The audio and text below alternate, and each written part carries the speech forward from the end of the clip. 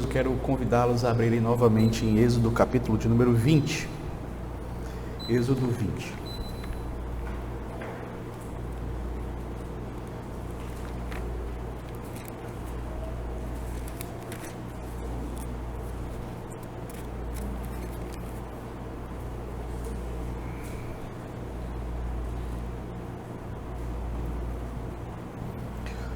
Eu vou ler o verso 12, Êxodo 20, verso 12, que diz assim: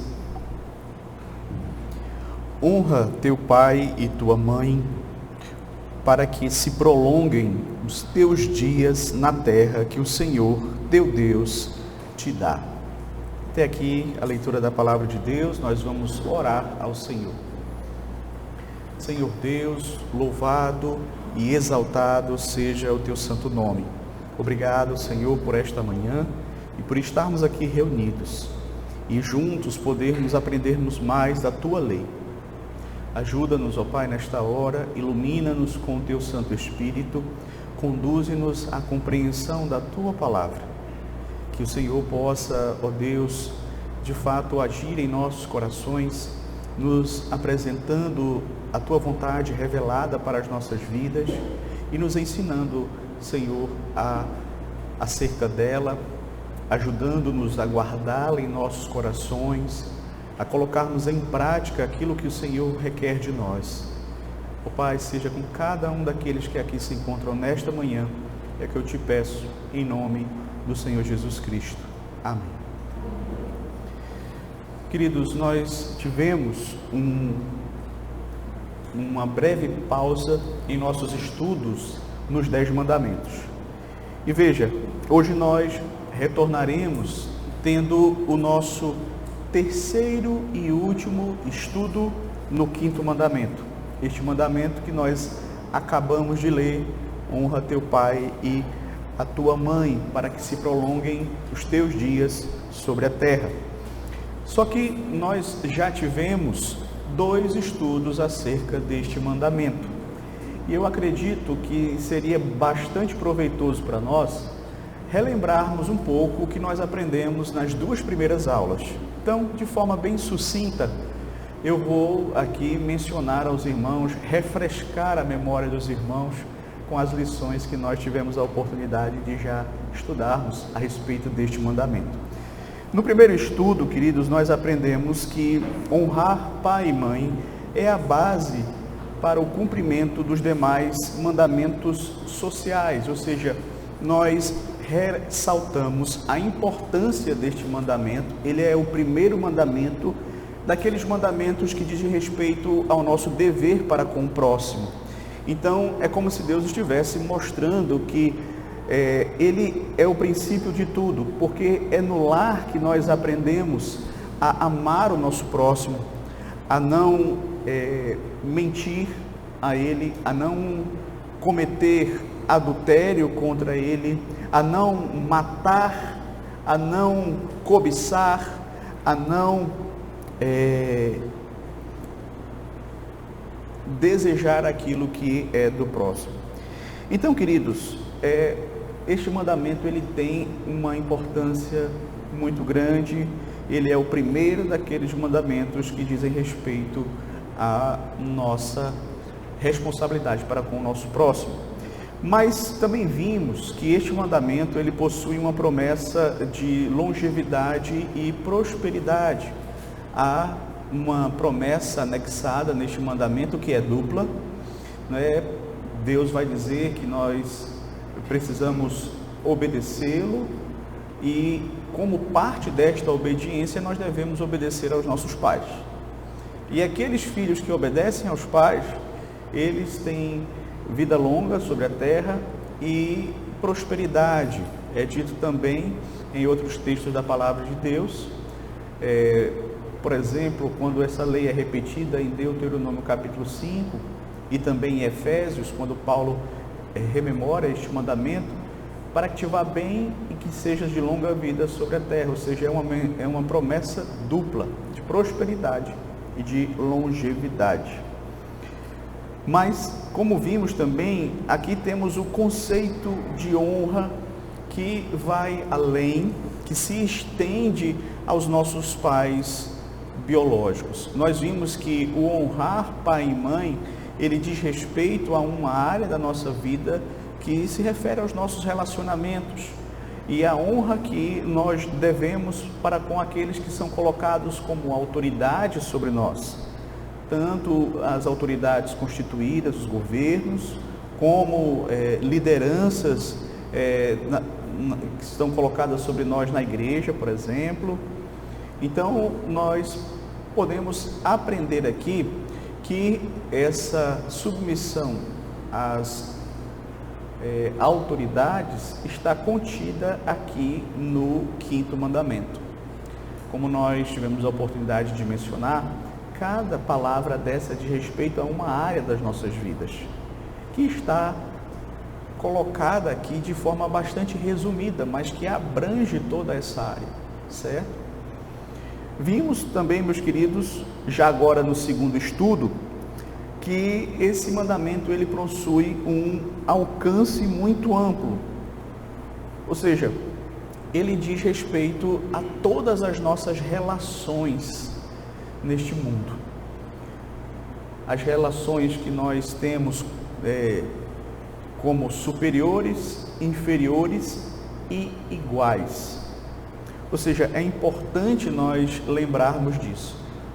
Como eu havia acabado de dizer agora, né? Esse mandamento ele diz respeito a este relacionamento que nós temos com o próximo, como é que nós devemos nos portar em relação a ele, seja você numa posição de autoridade sobre o outro, seja você numa posição de inferioridade. E aí é importante sempre lembrar que quando nós falamos de superioridade, inferioridade, aqui nós estamos falando de essência, todos têm o mesmo valor diante de Deus, mas me refiro à questão relacionada à posição, à função que cada um ocupa. Então o pai tem autoridade sobre o filho, o governo tem autoridade sobre o cidadão, certo? Então nesse sentido, nós podemos dizer que há superiores e inferiores, mas também esse mandamento ele vai tratar a respeito das nossas relações enquanto iguais. E é interessante nós observarmos isso, que vai ser o tema da nossa aula hoje, certo? Mas antes de entrarmos no tema, lembrem que nós vimos aqui, seguindo o nosso catecismo maior, que ele trabalha bastante essa questão das relações humanas, a honra que os inferiores devem prestar aos superiores, nós vimos aqui, os pecados que os inferiores devem evitar cometer contra os seus superiores, nós vimos aqui também. Com relação aos deveres dos superiores, nós vimos o que é que Deus exige dos superiores em relação aos inferiores e quais são os pecados que os superiores devem evitar cometer contra os inferiores. Então, tudo isso nós vimos aqui, até está gravado lá no nosso canal, se você quiser assistir, caso você não tenha acompanhado essas aulas, vale a pena, certo? Então, como eu disse, queridos, hoje nós vamos ver esse ponto.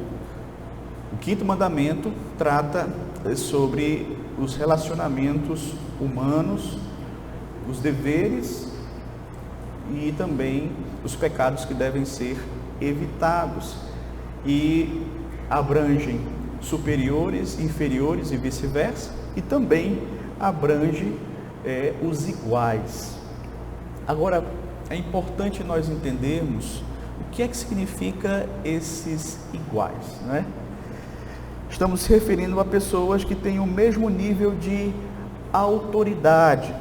Elas não exercem nenhuma autoridade sobre as outras. Por exemplo, se você pegar um exemplo aqui, por exemplo, no exército. No exército, o general ele tem autoridade sobre o soldado. Mas os soldados, eles são iguais entre eles. Então a ideia aqui é de alguém que tem a autoridade igual. Por exemplo, nós sabemos que na igreja há uma liderança espiritual, ela tem autoridade. mas existem os membros. Os membros, eles têm também autoridade igual uns sobre os outros, certo? Então, queridos, é a respeito deste relacionamento, de como nós devemos tratar uns aos outros, que vai tratar hoje a nossa aula, baseada, sim, ainda no Catecismo Maior. Nós estamos seguindo aqui a sequência das perguntas e respostas do Catecismo Maior. Então, nós vamos continuar hoje vendo o primeiro ponto, os deveres dos iguais. Se encontra na pergunta 131, quais são os deveres dos iguais? A resposta é: os deveres dos iguais são considerar a dignidade e o mérito uns dos outros, preferirem honra uns aos outros e regozijar-se com os dons e o progresso uns dos outros, como se fossem próprios, certo? Só um adendo, eu até postei lá no grupo da igreja vários links, que tem inclusive aplicativos do Novo Cântico, da Confissão de Fé, dos símbolos de fé, daqueles que também quiserem acompanhar, não estando com a confissão, o Catecismo Maior em mãos. Mas vamos entender bem aqui esta questão. Quais são os deveres dos iguais? Os deveres dos iguais são considerar a dignidade e o mérito uns dos outros, preferirem honra uns aos outros e regozijar-se com os dons e o progresso uns dos outros, como se fossem próprios. E como eu tenho feito, nós vamos entender parte por parte destas respostas aqui do Catecismo, em especial agora da resposta à pergunta 131. O que seria considerar a dignidade uns dos outros? Primeiro, eu devo reconhecer a dignidade do meu próximo, porque ele foi criado à imagem e semelhança de Deus. Então, por ele ter sido criado à imagem e semelhança de Deus, assim como eu fui, ele merece ser honrado, ele merece ser respeitado, independente de essa pessoa crer em Deus, temer a Deus ou não, certo? Independente dessa pessoa ter a mesma fé que eu tenho ou não, mas ela precisa ser respeitada, ela precisa ser honrada como alguém que foi criado à imagem e semelhança de Deus. Nós sabemos que com o pecado essa imagem ela foi um tanto quanto comprometida, certo? Mas ela ainda é a imagem e semelhança de Deus. Lembremos, por exemplo, do que o apóstolo Pedro vai dizer lá em 1 Pedro 2, do 1 ao 17, 2, verso 17, quando ele diz assim: tratai todos com honra, amai os irmãos, temei a Deus, honrai o rei. Veja, Pedro aqui, ele resume como é que nós devemos nos portar nos nossos relacionamentos, né? Tratai a todos com honra. É isso que Deus requer de nós. Mas uma pergunta que nós já podemos fazer nesta manhã: será que nós estamos tratando a todos com honra? Ou será que nós agimos baseados em preconceitos e desmerecemos o outro? E agimos com indiferença em relação ao outro, não dando a ele a devida honra, o devido respeito que ele merece como um ser humano, como alguém que foi criado à imagem e semelhança de Deus. Mas quando nós pensamos nesse ponto também, nós pensamos na igreja, nessa relação que nós temos uns com os outros, porque veja, todos nós nascemos em pecado, fomos salvos não pelos nossos méritos, mas única e exclusivamente pela misericórdia, pela graça do Senhor Deus. Nós temos o mesmo valor diante de Deus, certo? Paulo, inclusive, vai falar aos Gálatas algo que nos chama a atenção. Ele diz assim: dessarte não pode haver judeu, nem grego, nem escravo, nem liberto, nem homem, nem mulher, porque todos vós sois um em Cristo Jesus. Ou seja, todos fazem parte do mesmo corpo, todos estão unidos a Cristo. Então todos têm o mesmo valor diante de Deus, independentemente de ser judeu, ser grego, ser homem, ser mulher, ser escravo, livre.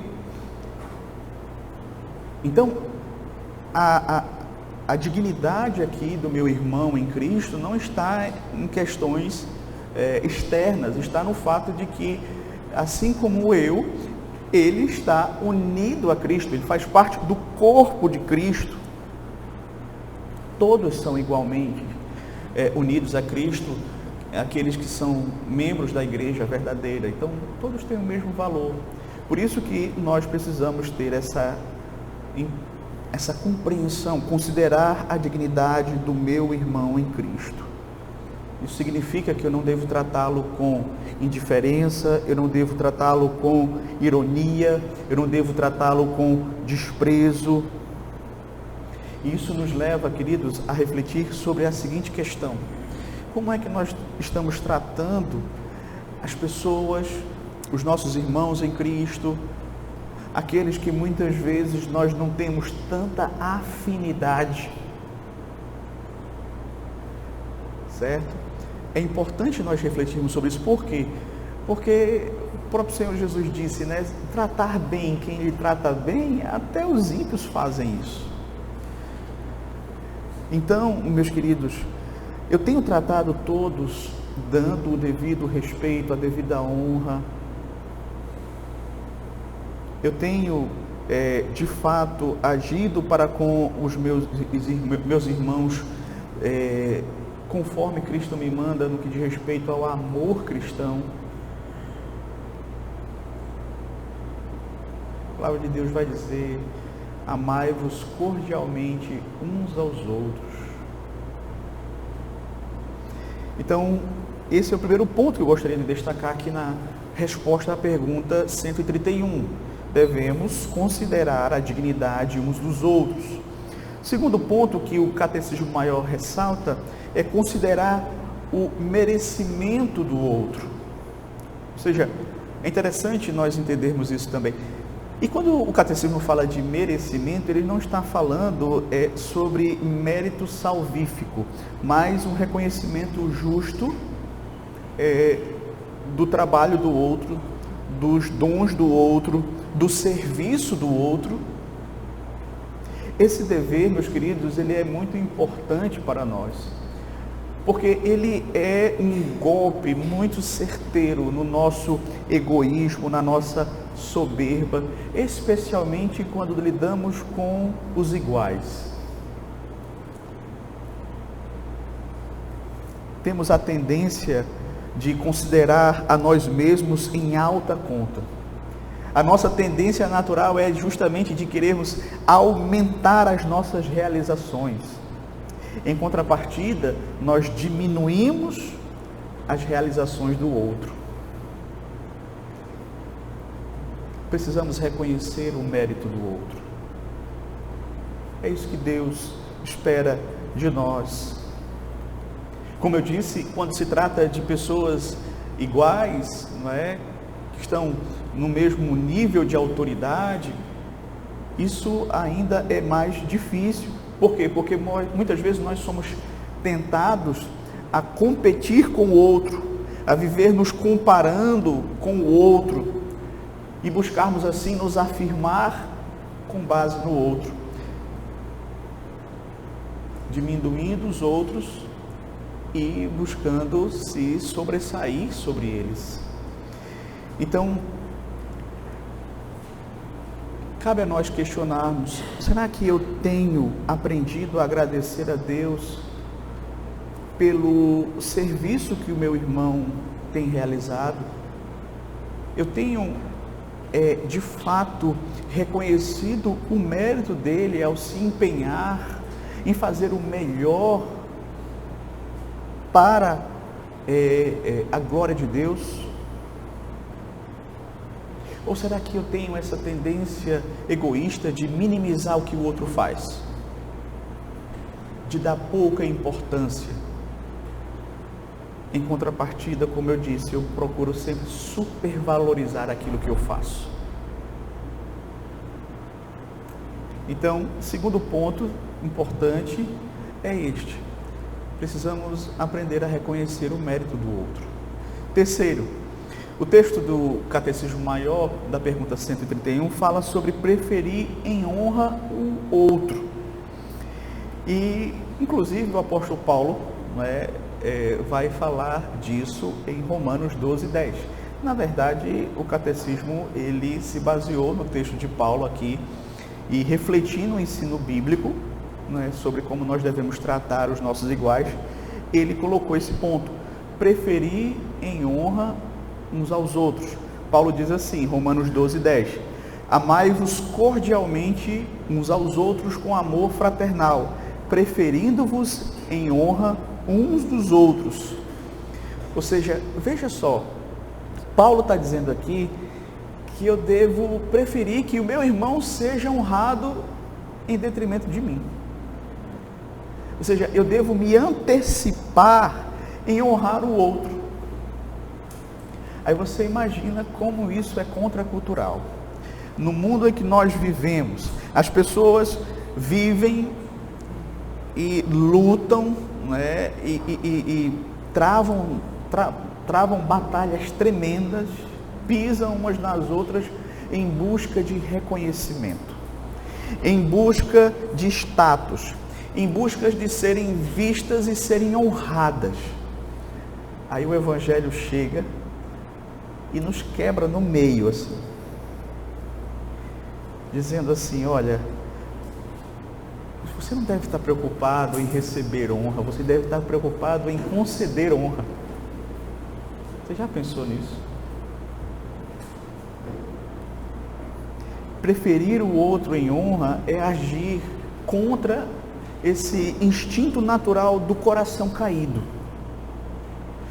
No velho coração, nós sabemos como é. Ele busca incessantemente honra, glória, reconhecimento, e o Evangelho nos chama a agirmos de forma contrária a essa inclinação pecaminosa que ainda reside em nós. Ele nos chama a servir, ele nos chama a exaltar o outro, a nos alegrar com o outro, a nos alegrar com o fato de que nós não somos o centro. Mas veja, será que é isso que nós temos vivido? Será que é nesse princípio que nós temos baseado as nossas atitudes? Será que nós temos tido prazer em servir ao invés de sermos servidos? Lembra daquela discussão dos discípulos em que eles estavam assim questionando sobre quem seria o maior entre eles? Jesus disse: olha, essa não deve ser a preocupação de vocês. O maior entre vocês seja aquele que seja servo de todos.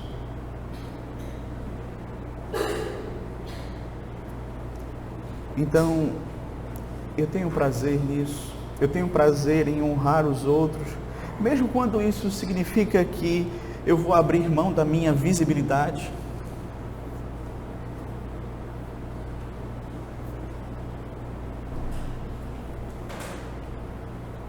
Será que nós temos criado os nossos filhos assim?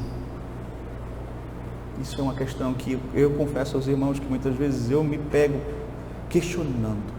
Será que nós criamos os nossos filhos para que eles sejam o centro das atenções? Para que eles sejam aqueles que buscam glória?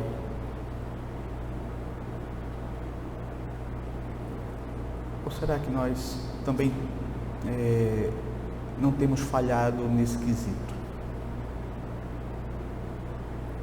De ensinar os nossos filhos a honrar os outros, a reconhecer os méritos dos outros. Outro ponto que a resposta do Catecismo Maior trata é alegrar-se com os dons do outro.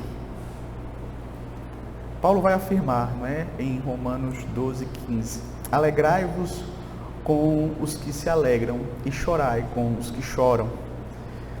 Veja, a palavra de Deus nos manda ter empatia uns pelos outros,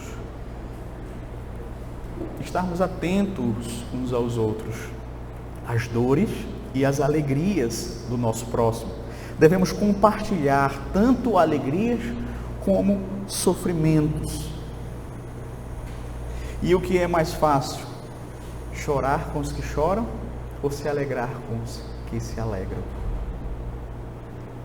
Veja, muitas vezes chorar com os que choram para nós é algo muito natural. Você vê uma reportagem sobre um acidente em que pessoas morrem, crianças morrem, você é pai, você sente aquela dor, você imagina, poxa, se fosse meu filho, se fosse meu pai, se fosse a minha mãe, se fosse meu esposo, minha esposa. Então, a gente tem mais tendência a sofrer com os que sofrem, a chorar com os que choram. Mas e se alegrar com os que se alegram? Será que é tão tranquilo para nós assim? Não basta apenas chorar com os que choram, é igualmente necessário aprender a se alegrar sinceramente com os que se alegram. E você já pensou se aquela pessoa, o seu igual, né? Aquela pessoa que está no mesmo patamar de você, seu, ela recebe uma bênção de Deus, sabe aquela bênção que você queria muito? Será que nós somos capazes de se alegrar com essa pessoa? É uma questão que é importante nós pensarmos, porque volta e meia nós nos deparamos com essa realidade. Mas veja, o texto fala que nós devemos nos alegrar com os dons uns dos outros, e Paulo também vai dizer lá em 1 Coríntios 12:26, de maneira que se um membro sofre, todos sofrem com ele, e se um deles é honrado, com ele todos se regozijam. Veja, nós devemos nos alegrar com os dons que Deus concedeu aos nossos irmãos. Por quê? Porque o fato dos nossos irmãos terem recebido dons da parte de Deus significa que Deus está abençoando a sua igreja, todo o corpo de Cristo é edificado e o nome de Deus é glorificado, certo? Então, veja se de fato quando Deus concede um dom a um irmão e o irmão consegue, pela graça e misericórdia de Deus, exercer esse dom, não é, com excelência, você se alegra por isso? Ou você fica pensando, queria que fosse eu, não sou eu?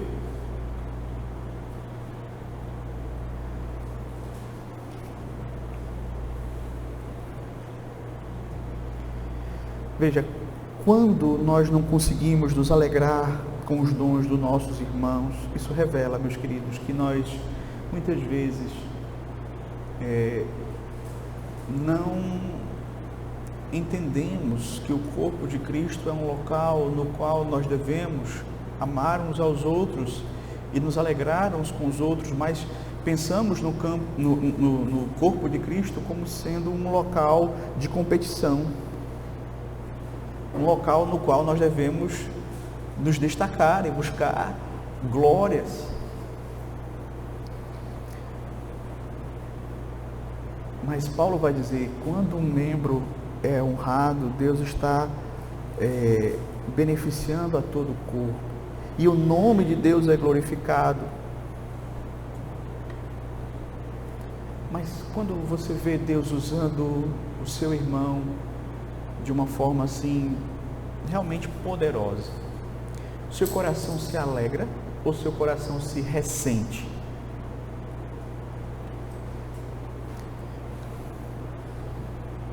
Será que você entende que os dons dos seus irmãos são para a sua edificação, são uma demonstração do cuidado de Deus também com a sua vida.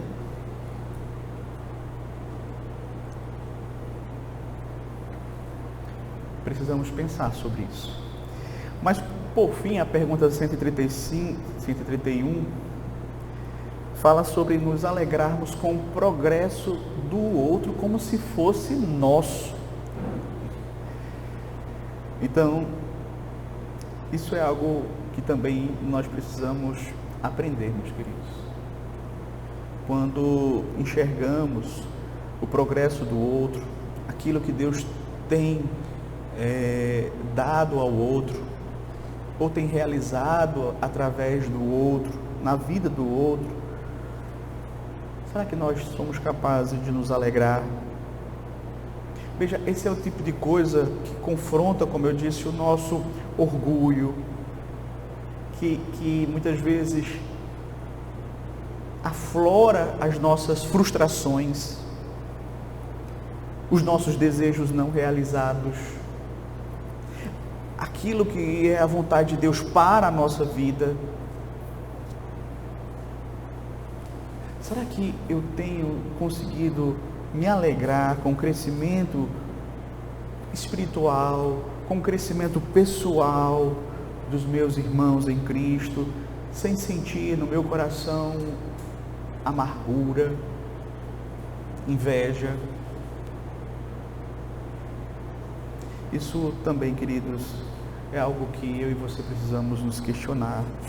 Um exemplo que nós temos nas Escrituras de alguém que não se incomodava com o crescimento do outro é o exemplo de João Batista. Em certo momento, os seus discípulos vieram até ele, questionando sobre o crescimento do ministério do Senhor Jesus Cristo, e João diz assim: olha, o que tem a noiva é o noivo. O amigo do noivo que está presente e o ouve, muito se regozija por causa da voz do noivo, pois esta alegria já se cumpriu em mim. Convém que ele cresça e que eu diminua. Então, queridos, nós precisamos nos alegrar com o progresso do outro. Precisamos ter essa mesma disposição em nossos corações.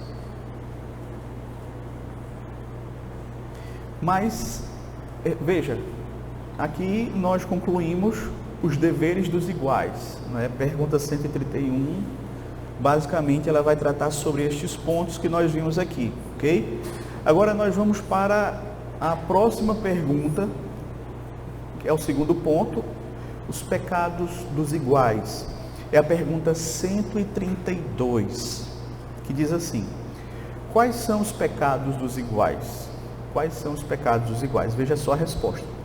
Os pecados dos iguais são, além da negligência dos deveres exigidos, a inveja do bem um do outro, o orgulho, a ambição, a usurpação de precedência e o desprezo uns dos outros. Veja, nós vamos fazer da mesma forma também com esta pergunta de número 132 e sua resposta. Vamos compreendê-la parte por parte, certo? Então, depois de mostrar aqui na pergunta 131 os deveres dos iguais, agora o catecismo maior ele vai justamente nos confrontar com o lado oposto da questão, os pecados que muitas vezes os iguais podem cometer entre si. Então, esses pecados não são apenas falhas morais isoladas, mas expressões de um coração que precisa ser tratado, que ainda há muito egoísmo, que ainda há muito orgulho, muita soberba, e que precisa se submeter à palavra de Deus, certo? Então, é importante nós estudarmos isso, é importante nós analisarmos a nossa própria vida. Esse é um momento no qual nós somos confrontados, queridos. E eu acho que é muito importante você aproveitar esse momento para refletir sobre sua vida. Não pense no outro. Não pense, eu queria que fulano estivesse aqui. Não. Pense em você. Certo? Então, primeiro, a resposta diz assim: os pecados dos iguais são além da negligência dos deveres exigidos. Esse é o primeiro ponto. Negligenciar os deveres exigidos. Então, veja só, algo que é importante nós entendermos aqui. O pecado não é só quando você faz algo, mas quando você também deixa de fazer aquilo que é correto. Então, a negligência dos deveres revela indiferença espiritual, ou seja, não honrar, não respeitar, não se alegrar com o outro, não demonstrar empatia pelo outro, em si já é uma violação da lei. É isso que o nosso catecismo está ensinando aqui.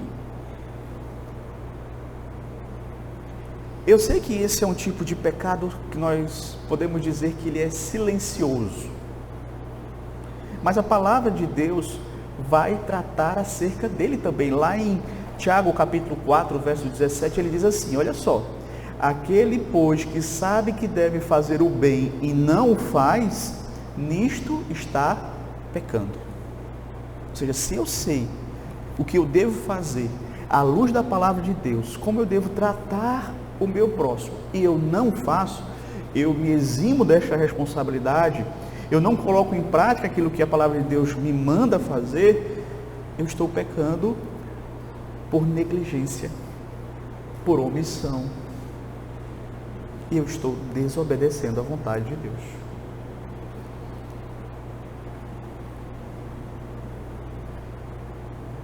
Será que nós temos errado nesse ponto, deixando de praticar aquilo que a palavra de Deus nos manda em relação ao nosso irmão? Será que você é aquela pessoa que já tem tempo de igreja suficiente para entender o que é que Deus espera de você na sua relação com o outro? Como é que você deve agir nas mais diversas situações, mas você se omite de colocar em prática isso que você sabe que é a vontade de Deus para a sua vida? Será que nós temos sido omissos no que diz respeito ao amor para com o nosso irmão? Essa é uma questão também muito importante. Mas veja, o catecismo prossegue, então ele vai falar sobre a inveja, né, do bem do outro, ou seja, a inveja pelo bem do outro. Ou seja, a inveja muitas vezes surge quando o bem é concedido por Deus ao outro, e muitas vezes isso acontece e acaba nos incomodando. Como eu disse, muitas vezes nós nos ressentimos, nós ficamos com inveja do outro. Em vez de nós glorificarmos a Deus, em vez de nós nos alegrarmos com o outro, pelo crescimento do outro, pelo progresso do outro, pelos dons do outro, pelos bens que Deus está dando ao outro, nós ficamos com o nosso coração pesado, ressentido, amargurado. E a palavra de Deus é clara quanto à gravidade desse pecado chamado inveja. Tiago também, no capítulo 3, verso 16 da sua carta, diz assim: porque onde há inveja e sentimento faccioso, aí há confusão e toda espécie de coisas ruins. Então, onde há inveja, onde há esse sentimento faccioso, vai haver confusão, vai haver problema, vai haver todo tipo de coisa ruim, porque a inveja, ela tem esse poder destrutivo. Esse sentimento faccioso tem esse poder destrutivo. E qual é então o antídoto para a inveja? Veja, a palavra de Deus nos fala sobre o antídoto para a inveja. Sabe qual é? Contentamento. O autor aos Hebreus vai dizer o seguinte: contentai-vos com as coisas que tendes. Hebreus 13:5. Por que muitas vezes nós invejamos o outro? Porque nós não temos o devido contentamento com aquilo que Deus nos deu. E Paulo vai dizer lá na sua carta aos Filipenses que esse contentamento ele precisa ser aprendido por nós.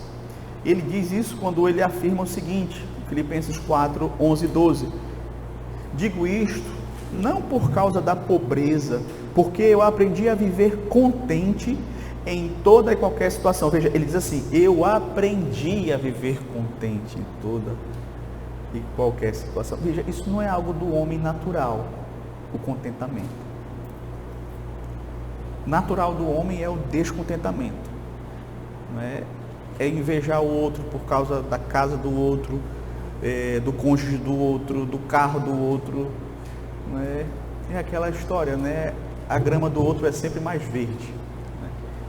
Então, veja, Paulo vai dizer: eu aprendi a viver contente em toda e qualquer situação. Tanto sei estar humilhado, como também ser honrado. De tudo e em todas as circunstâncias, já tenho experiência, tanto de fartura como de fome, assim de abundância como de escassez. Tudo posso naquele que me fortalece. Então, veja, queridos, esse é um antídoto para nós combatermos a inveja no nosso coração, o contentamento. Nos contentar com aquilo que Deus nos deu. Nos contentar com a vontade de Deus para as nossas vidas. Por que Deus quis dar ao outro essa bênção e não a mim? Veja, Deus sabe por quê. E veja, Deus, Ele é sábio em tudo que Ele faz. Eu posso confiar nisso. Se Ele não me deu isso que eu tanto queria, ou pelo menos naquele momento, pode ser que Ele dê depois, ou pode ser que Ele não dê, enfim. Eu sei que todas as coisas cooperam para o meu bem. Tanto aquilo que Deus me dá, como aquilo que Ele não me dá, é para o meu bem. Então eu posso descansar nisso. Mas outro pecado, ou pecados que são mencionados aqui, que devem ser evitados entre os iguais, é o orgulho e a ambição. É interessante porque o orgulho, ele vai nos levar a pensar de nós mesmos além do que convém. A ambição nos leva a desejar posições e reconhecimento e destaques que Deus não nos concedeu.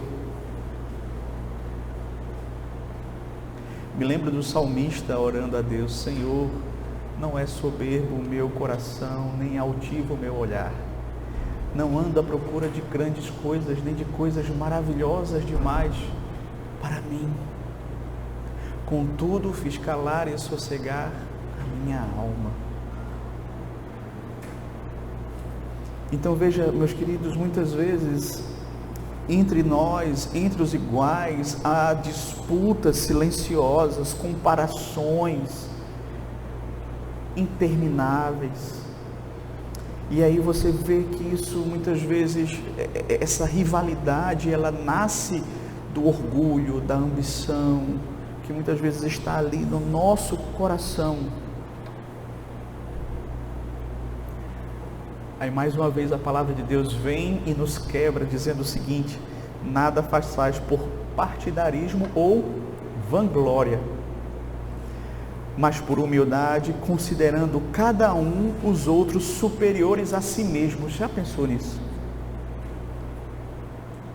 Considerar cada um aos outros superiores a si mesmo.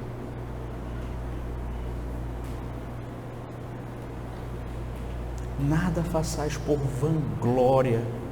Por que você faz o que você faz? É por sua própria glória ou é para a glória de Deus? É para a glória de Deus ou é para o seu reconhecimento?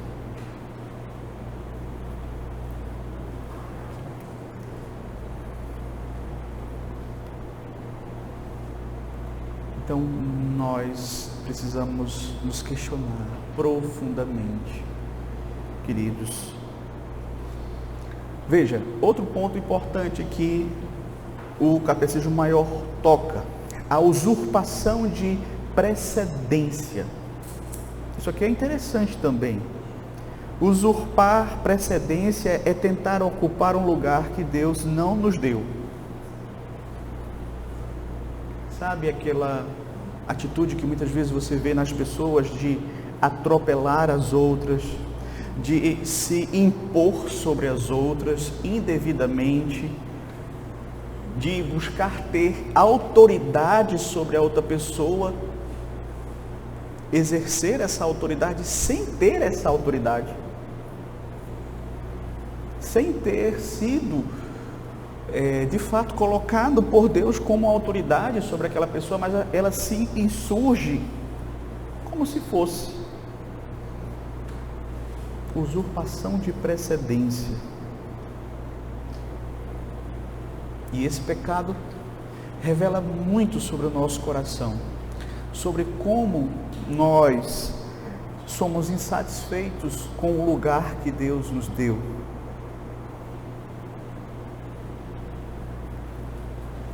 E é por isso que muitas vezes nós queremos extrapolar, nós queremos ocupar um lugar que não nos foi conferido por Deus.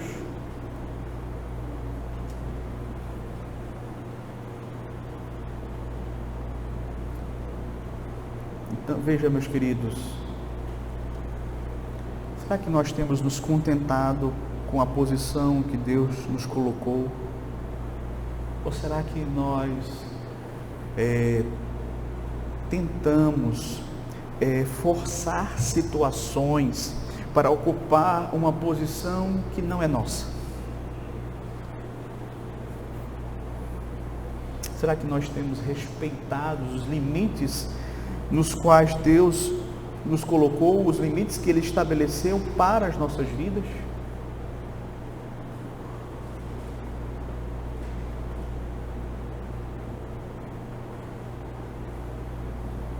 Então isso é algo que nós precisamos aprender. Outro ponto que o Catecismo Maior trabalha: o desprezo uns dos outros.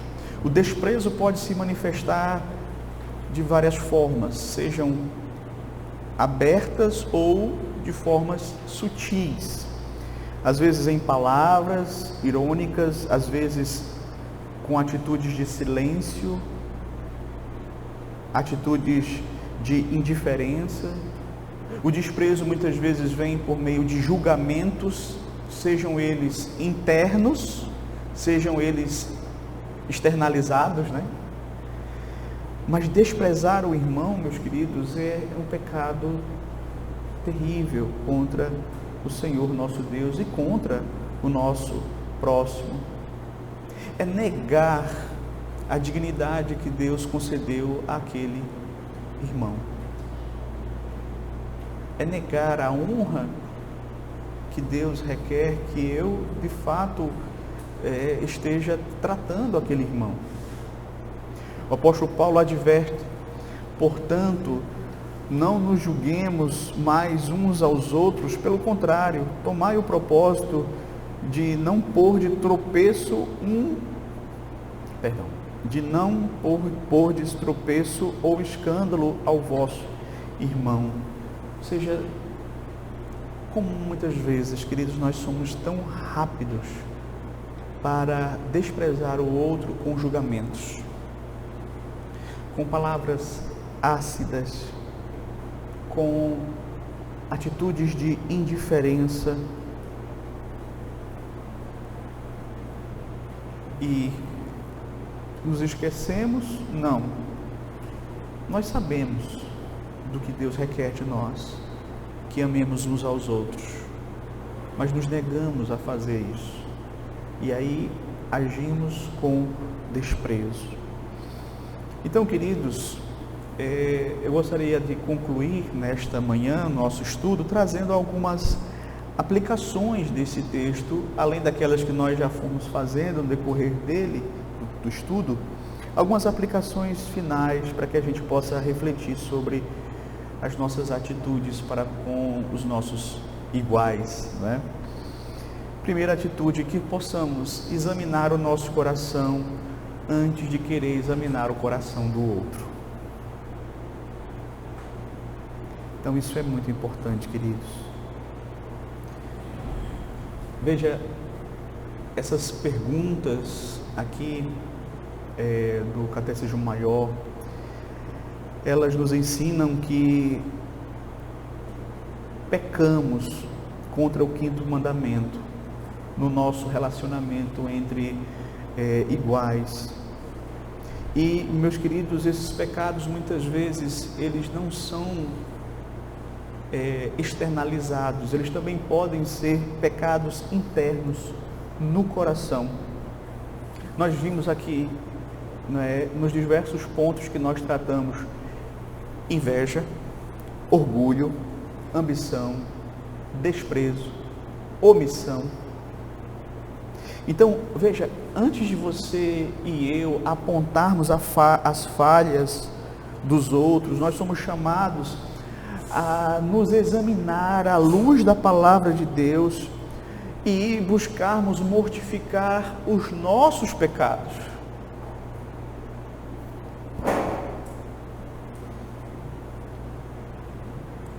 Como eu disse, queridos, muitas vezes nós somos muito severos com os outros e muito lenientes conosco mesmo. Muitas vezes nós criticamos o outro por determinados pecados que nós cometemos também, às vezes até de forma pior. Lembra que Jesus falou, que nós, antes de querer fazer aquele exercício tão difícil e delicado que é tirar o cisco do olho do irmão, retire a trave que está no seu. Eu me lembro de assistir uma palestra onde alguém perguntou: pastor, como é que eu devo tratar o pecado no coração do meu cônjuge? Olha, o primeiro princípio é esse: tire primeiro a trave do seu olho para poder ajudá-lo com o cisco do olho dele. E de fato é isso, meus queridos, nós precisamos examinar o nosso coração antes de queremos examinar o coração dos outros. Mas uma segunda lição que nós podemos aprender também: aprendamos, queridos, a ver a igreja não como um campo de competição, mas como um corpo. Veja, quando nós não conseguimos nos alegrar com os dons dos outros, com as alegrias dos outros, com o progresso dos outros, isso revela que nós não estamos tratando a igreja ou enxergando a igreja como deveríamos. Nós estamos enxergando a igreja com categorias mundanas: sucesso, competição, status, glória.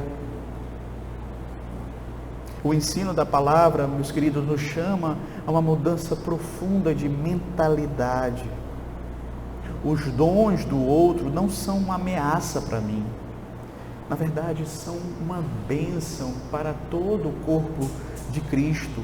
A igreja saudável é aquela em que cada membro, ele compreende que o crescimento de um é uma contribuição, é um fortalecimento para todos. Terceiro, cultivemos o contentamento como um antídoto contra a inveja. Veja, a inveja, meus queridos, ela corrói a comunhão, ela adoece a alma, ela rouba a nossa alegria. Então, hoje nós aprendemos, meus queridos, com as Sagradas Escrituras, que para vencermos esse pecado, nós não devemos viver nos comparando uns com os outros, mas termos contentamento. Quando aprendemos a descansar na providência de Deus, quando nós aprendemos a reconhecer que Deus ele é soberano para distribuir conforme lhe apraz os seus dons, as suas bênçãos, Ele é soberano para fazer isto, e Ele faz conforme a sua vontade. E quando nós compreendemos isso, e quando isso chega ao nosso coração de fato e de verdade, nós pararemos com essa necessidade de ficar competindo uns com os outros, mas nós vamos agradecer a Deus pelo que nós temos, pelo que nós recebemos da parte dele e pelo que ele deu ao outro. Quarto, vivamos a humildade conforme aprendemos com Cristo, como regra para todos os nossos relacionamentos.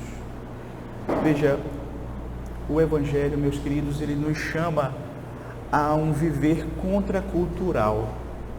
Quem gostava muito de usar esse termo é o John Stott. Ou seja, ele nos ensina a caminharmos, a seguirmos na mão contrária desse mundo, a não buscar honra, mas concedê-la, a não se exaltar, mas a servir, a não disputar lugares, mas confiar naquilo que Deus tem para nós, na vontade de Deus para as nossas vidas. Veja, nós precisamos crescer, nós precisamos amadurecer, nós precisamos realmente ter uma compreensão mais bíblica da nossa vida, da nossa realidade, daquilo que nos cerca. Então, onde não há humildade genuína, não vai haver comunhão, não vai haver a devida edificação mútua, ali não vai haver um testemunho fiel, como deveria haver no meio daquela igreja. Sem humildade, meus queridos, tudo vai ficar, sim, comprometido. Quinto e último, lembremos-nos de que a obediência ao quinto mandamento glorifica a Deus e edifica a igreja. Veja, queridos, nós precisamos compreender que honrar uns aos outros não é apenas uma questão relacional, mas uma expressão visível do agir de Deus na nossa vida. É uma expressão visível da transformação que Deus operou em nós. E, consequentemente, isso vai glorificar a Deus. Então, quando nós obedecemos ao quinto mandamento, em especial naquilo que nós estamos vendo hoje, que é o nosso dever para com os iguais, meus queridos, nós estamos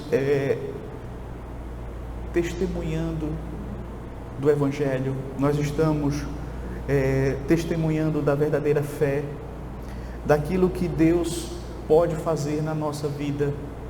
Porque quando o mundo enxergar em nós atitudes diferentes daquelas que são feitas pela maioria das pessoas, isso vai chamar a atenção. E como alguém já disse, a igreja, ela atrai não pela igualdade, mas pela diferença. E esse aspecto é um deles. Que Deus nos abençoe. Amém.